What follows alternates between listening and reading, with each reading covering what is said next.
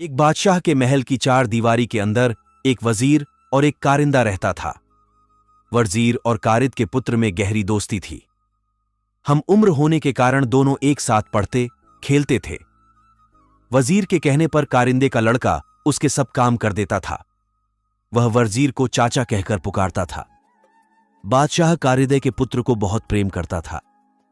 बादशाह के कोई संतान नहीं थी, इसलिए वे कारिंदे के पुत्र को अपने पुत्र के समान ही समझते थे।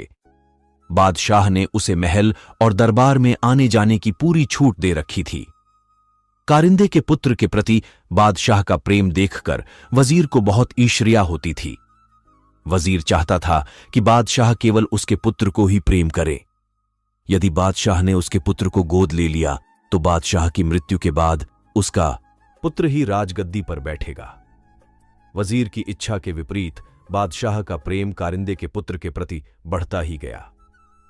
बादशाह वजीर के पुत्र को जरा भी पसंद नहीं करते थे, इसलिए वजीर कारिंदे और उसके पुत्र से मन ही मन ईर्ष्या करने लगा। वजीर ने कारिंदे के पुत्र को मारने का निश्चय किया।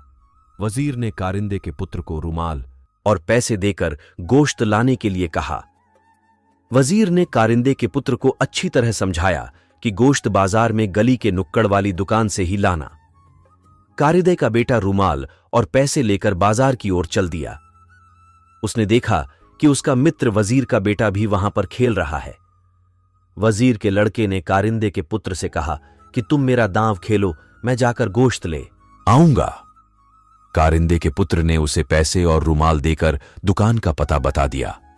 इस प्रकार वजीर का पुत्र गोश्त लेने चला गया और कारिंदे का पुत्र दांव खेलने लगा। वजीर के पुत्र ने दुकानदार को पैसे और रुमाल देकर कहा कि इसमें गोश्त बांध दो। कसाई ने रुमाल में बने हुए निशान को पहचान लिया। इस रुमाल को वजीर ने कसाई को दिखाते हुए कहा था कि जो लड़का इस रुमाल को लेकर गोश्त लेने आए तुम उसे मौत के घाट उतार देना। कारिंदे के पुत्र को मारने के लिए वजीर ने कसाई को पैसे भी दिए थे। कसाई ने अंदर भट्टी जलाकर सारी तैयारी पहले ही कर ली थी। कसाई ने रुमाल और पैसे लेकर उस लड़के को वहां बैठने के लिए कहा और स्वयं अंदर गोश्त लेने चला गया। तभी वहां पर लड़का भी चला गया। कसाई ने तुरंत उस लड़के को उठाकर जलती हुई भट्टी में झोंक दिया। कारिंदे का पुत्र अपना दांव खेलकर अपने घर जा रहा था कि उसे रास्ते में वजीर मिल गया। कारिंदे के पुत्र ने पूछा, चाचा, भैया गोश्त ले आया। इतना सुनकर वजीर के पैरों के नीचे से जमीन खिसक गई। तभी कारिंदे के पुत्र ने कहा, चाचा, भैया ने मुझसे रुमाल और पैसे ले लिए थे और कहा कि तुम मेरा दांव खेल लो, मैं गोश्त लेकर घर चला जाऊंगा।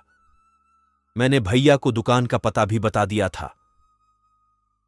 वजीर की आंखों के आगे अंधेरा छा गया और उसके मुख से एक शब्द भी नहीं निकला। अपने पुत्र को याद करता हुआ वजीर अपने घर चला गया। वजीर कह रहा था कि जो दूसरों के लिए कुआं खोदता है उसमें स्वयं गिरता। शिक्षा। इस कहानी से हमें यही शिक्षा मिलती है कि हमें कभी किसी का बुरा नहीं करना चाहिए।